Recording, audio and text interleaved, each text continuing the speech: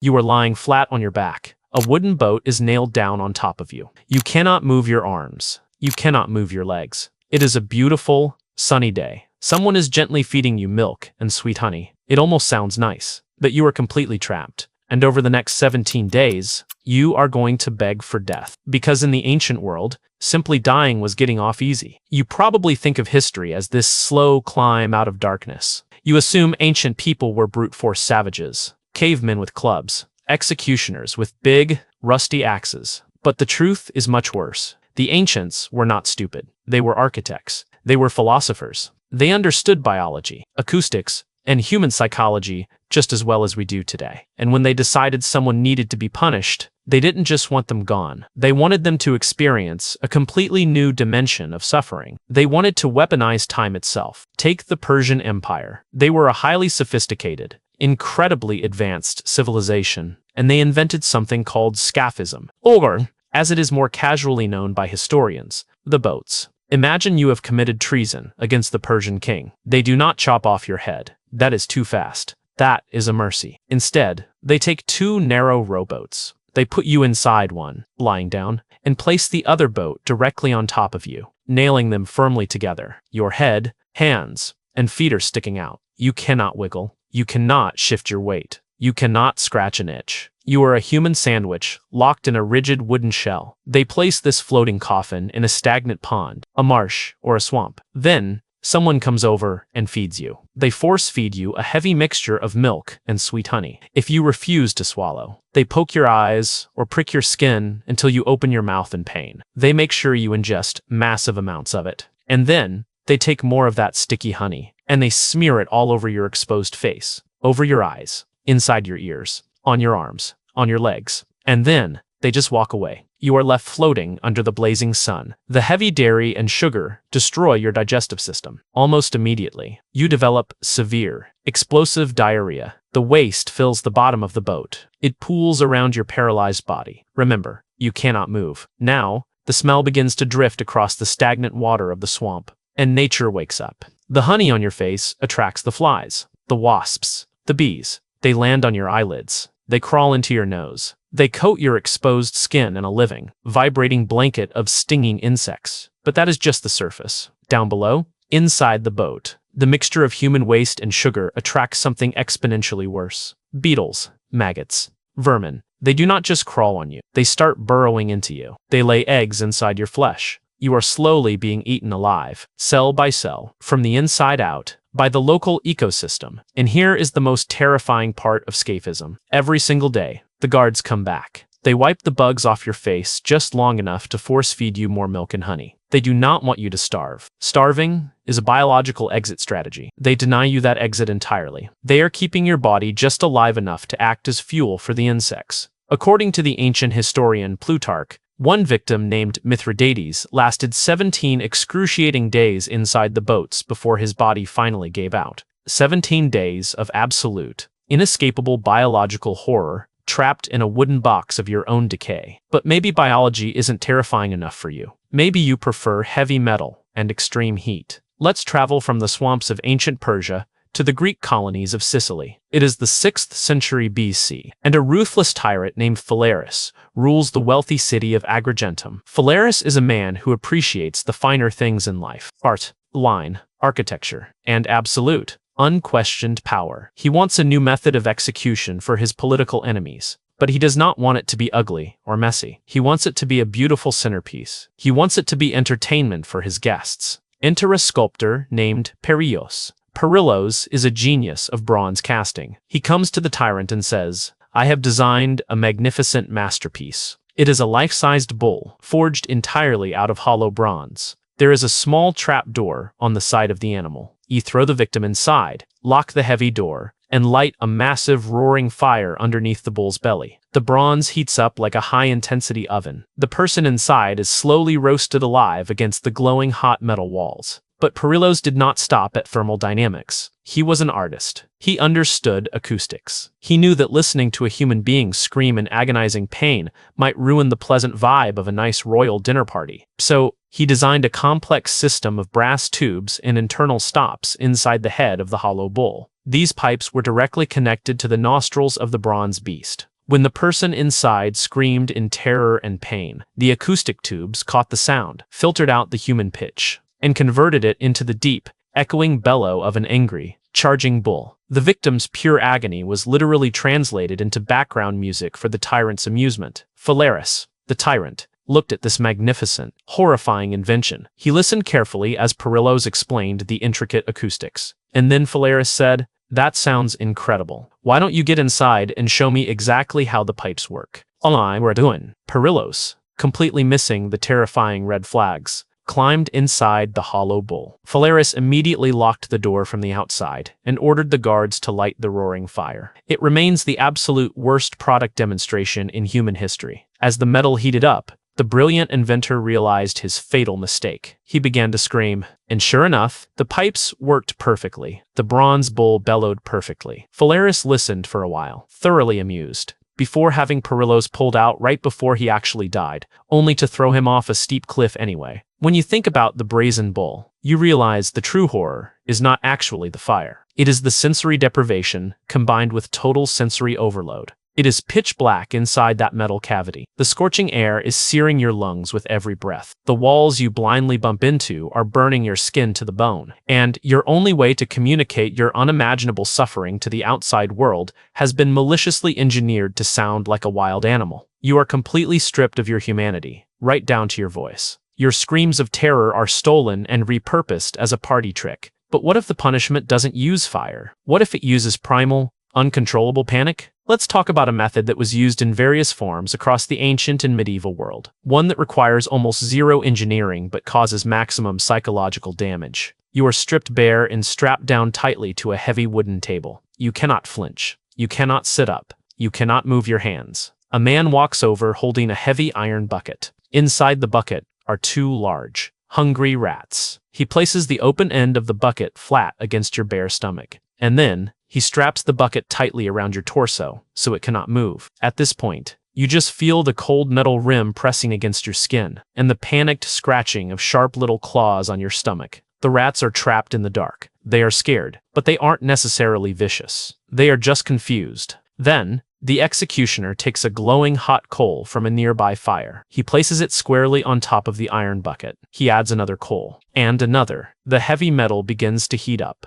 Inside the bucket, the temperature rises rapidly. Rats are incredibly intelligent, highly adaptable survivors. When they sense extreme, lethal heat, their biological programming screams at them to escape immediately. They need a way out. They scramble frantically, looking for any possible exit. They hit the sides of the bucket, solid iron. They hit the top, solid iron, getting dangerously hot. There is only one surface inside that dark, sweltering dome that is not made of impenetrable metal. Your soft, bare stomach. The rat doesn't attack you because it hates you. It doesn't attack you because it is inherently evil or bloodthirsty. It attacks you because you are simply the softest surface in a burning room. The rat begins to dig, frantically, viscerally, tearing through skin, fat, and muscle with its sharp teeth and claws in a desperate, blind attempt to escape the lethal heat. You have a literal front row seat to an animal turning your internal organs into an escape hatch. The sheer, unadulterated terror of feeling something alive aggressively burrowing through your torso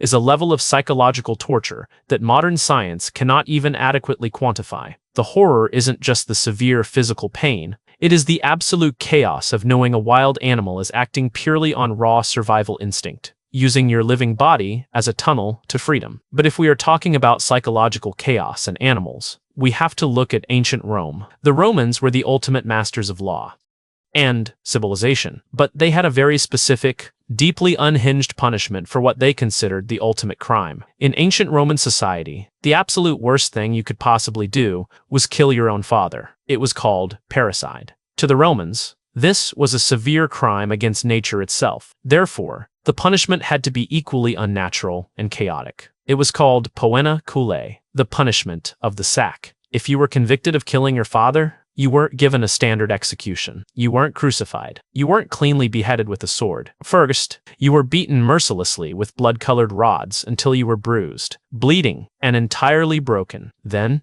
a massive, thick leather sack made of tough oxhide was brought out into the square. You were violently shoved inside, But you were not going into that bag alone. The Roman executioners would then toss 4 live, highly agitated animals into the pitch-black sack right alongside you. A venomous snake, a vicious monkey, a rooster, and a starving, feral street dog.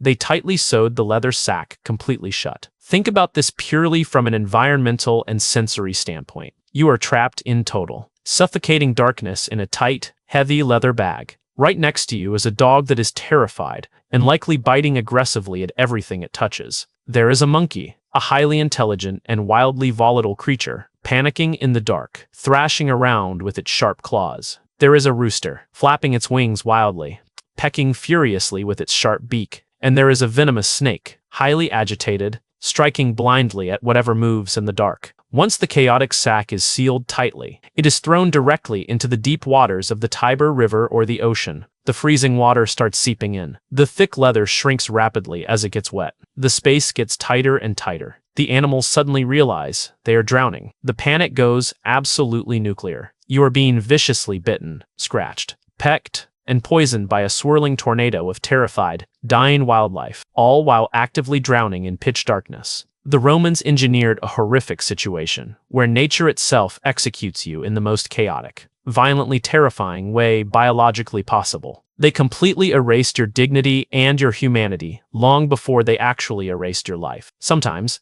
though, the absolute worst punishment in the ancient world requires no animals, no metal, no intricate pipes, and no complex engineering whatsoever. It just requires the silent earth and the glaring sky. In ancient desert civilizations, there was a specific punishment that perfectly utilized the terrifying, vast emptiness of the arid landscape. The executioners take you far out into the middle of the baking wasteland. They dig a very deep, very narrow hole in the scorching dirt. They drop you inside, standing perfectly upright, and then they pack the heavy sand in incredibly tight all around your body until only your head is exposed above the harsh surface. There is no blood spilled. There is no direct physical violence. The executioners don't even say a single word to you. They just pack the heavy dirt down so tight that your chest can barely expand to take a shallow breath. And then they turn around and casually walk away, leaving you as a living, breathing statue in the middle of a massive, barren ocean of silent sand. At first, it is just intensely uncomfortable. You try to shift your legs. You absolutely can't. The crushing weight of the earth is holding you in a flawless vice grip. Then the blazing sun slowly reaches its absolute peak in the sky. The unrelenting heat beats down directly on the exposed top of your head. Without the physical ability to sweat efficiently and cool your buried body, your internal core temperature starts to rise rapidly. Your mouth completely dries out. Your tongue swells to twice its size. You are entirely paralyzed, looking out at an empty, shimmering horizon, fully conscious and aware of exactly what is happening to you. Because you cannot move your arms. You cannot defend yourself in any way. Every single creeping insect walking across the hot desert floor eventually finds you. Armies of ants crawl across your face and into your eyes. Biting sandflies swarm your ears. You cannot swat them away. You cannot even shake your head effectively because your neck is locked by the packed sand. You are a prisoner, trapped entirely inside your own skull. As severe dehydration fully sets in, your brain starts to malfunction and misfire. You start having vivid, terrifying hallucinations. Your body is slowly, methodically shutting down its major organs one by one just to preserve whatever microscopic moisture is left in your bloodstream. You are dying in the most agonizingly slow-motion way imaginable, entirely at the absolute mercy of the silent elements. It is an isolation so incredibly profound,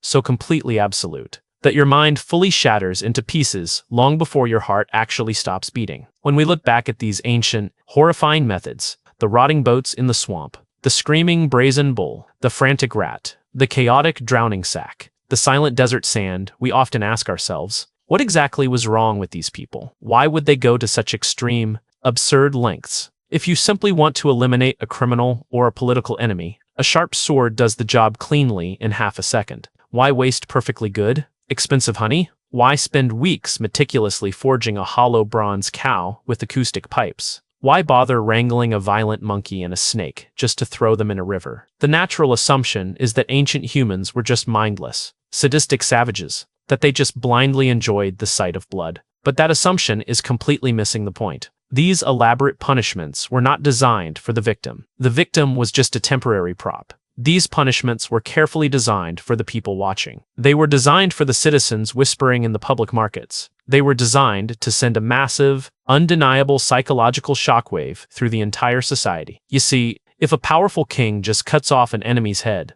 the public thinks, well, death is a risk we all take if we rebel. But if a king locks a man in a floating wooden boat for 17 days to be slowly, methodically consumed alive by swamp insects, the public thinks, this king controls nature itself. This king has the power to bend reality just to make you suffer. The extreme cruelty was not a glitch or a malfunction of their ancient society. The cruelty was the very foundation and architecture of their political power. That is the true, terrifying realization about our human history. We constantly like to comfort ourselves by thinking that as humanity gets smarter, we naturally get kinder. But the ancient world proves the exact opposite is true. The smarter the civilization became, the better their advanced engineering, the deeper their complex understanding of biology, acoustics, and physics, the more creatively and efficiently they could weaponize human suffering. The darkest, most unsettling part of human history isn't just that millions of people died brutally. It is the horrifying, undeniable amount of pure human genius that went into making sure they didn't die fast enough.